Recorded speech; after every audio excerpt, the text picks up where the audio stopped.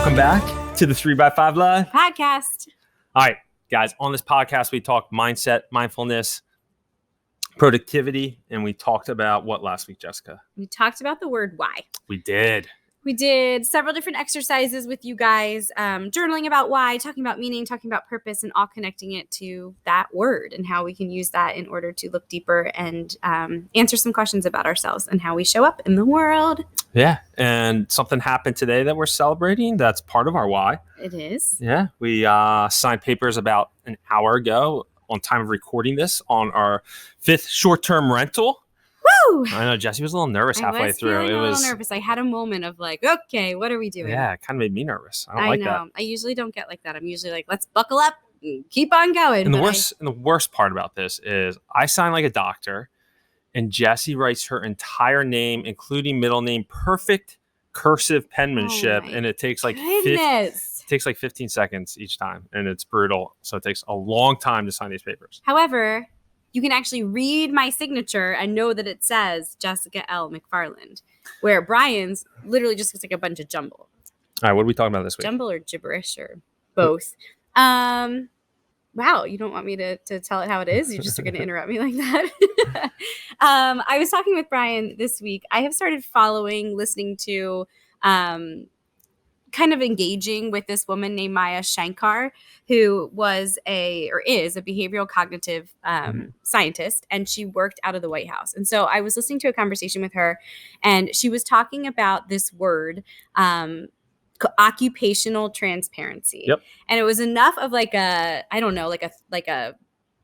flash where I was like, okay, I need to put a pin in this and like really kind of chew on this for a little bit. And so I remember talking to Bryan, bringing it home and being like, hey, I want to talk to you about this idea of occupational transparency, which basically means, she was talking about in the context of her work at the White House, where she, I think that she was saying, like, obviously there's a lot of distrust from the people and the government. And when something is trying to move forward, like a bill or some type of document, it takes a really long time. Yeah. And she was saying how this idea of pulling the curtain back on the process, even though it did not change the timeline of how long a bill would take to pass, it created a lot more trust. And so this got me thinking about the idea of relational trust and how often we don't let people in from a vulnerability standpoint to what the messy parts of any given process, right? Yeah. And so I thought, like, yeah, she was using this in the context of her work at the White House, but I think this could be translated into any work we do, whether it be with a team of people. If you're in a leadership role, it could be with your family members.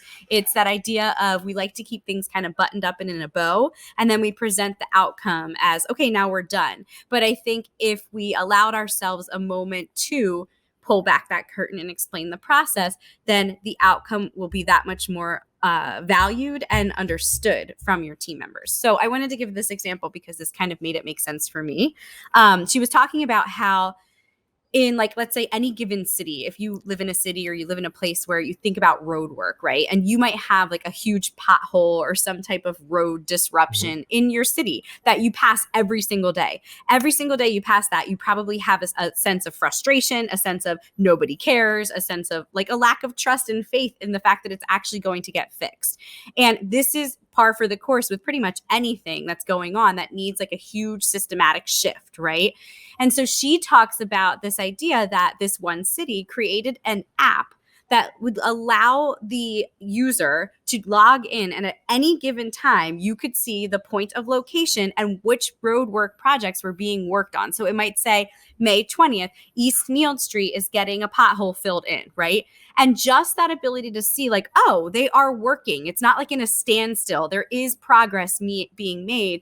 She said that there was less phone calls, there was less emails, there were less like people who were complaining, and then it alleviated that feeling of distrust. And so just like that alone got me thinking, like, what could this app or this ability to give updates that allow that person who you are going to be giving your outcome to feel a little bit more at ease and at peace with what you're doing? Yeah.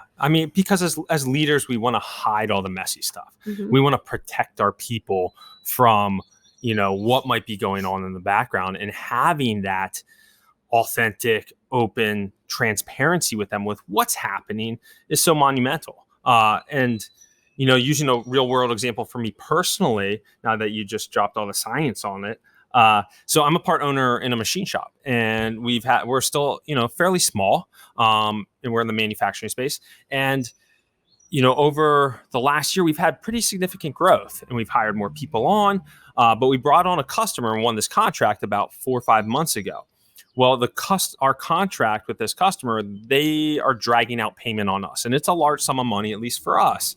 So now we can't pay our suppliers, and we're having a tough time with cash flow. And we are being completely transparent with our workforce, down to the lowest level guy that's just packing boxes, and letting them know where things stand, why they are the way they are, why maybe one of our suppliers is calling saying, hey, why isn't this being paid? We want everybody to know where things stand. And we feel like if we do let them in and pull back that curtain, as Jessie says, then when other things come up, they're like, oh, well, ownership's going to tell us if this is X, Y, and Z, because this is how they handled the other situation.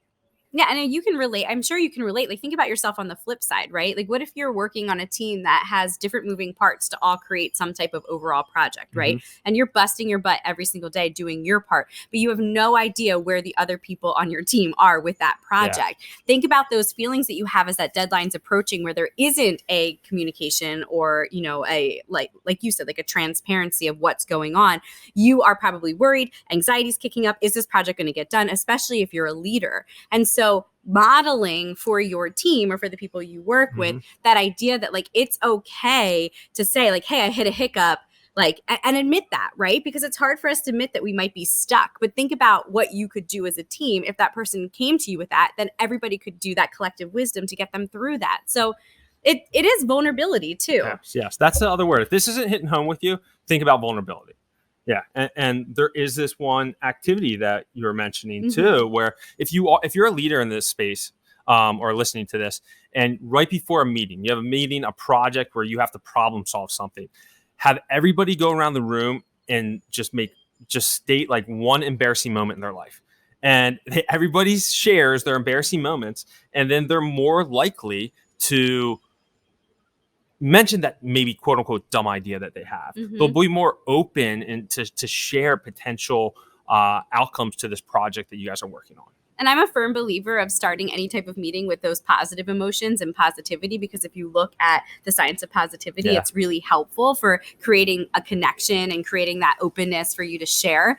But this was such an interesting conversation because that is true, right? Like, it does create like a sense of community, but the embarrassing story, that from a psychological safety standpoint, that's risky, right? Yeah. The positive conversation, like sharing something that's going well, that's a little bit of a safer conversation. But think about the level of connectivity that would happen once you shared something that like showed like resilience and showed kind of like a failure and then pushing through that failure. And it also gives other people permission to share those failures as they arise. So that's a really good point. And I love that exercise and to think about that and even translate that into like our family, sharing something like what's your highs and your lows. A lot of times we celebrate our wins or our gratitude or what we're grateful for, but celebrating those lows and what was like a really strong or a really low point of your day, those conversations are going to be so much richer from a learning standpoint for our children, because that's where the growth occurs. Yeah. And I like to think about being like showing our kids the messy side of us. And when I say the messy side, if I have a big presentation I'm about to do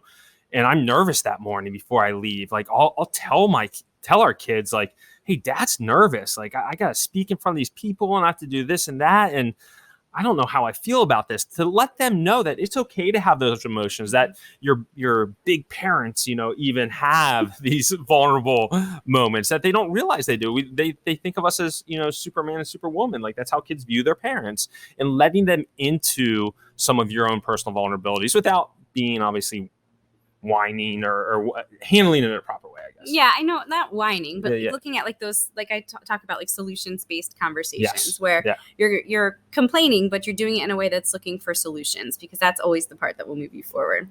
Yeah. And so I just thought it was something really cool. I want you to like put a pin in that word, occupational transparency, and think about what that could mean for you and your role, either professionally or personally. And then look for those moments where maybe you could give a little bit more clarity or a little bit more communication about where you are with any given thing, which alleviates that person's anxiety on the other end and allows them to have that trust. I think that it'll go a huge long way if you can start to do these small practices and see what happens with those relationships that you're building through your work. Yep. Beautiful. That's all we got for you. All right. Until next week, guys. Have a good weekend. Hello world, wake me up to another good morning. Time to go.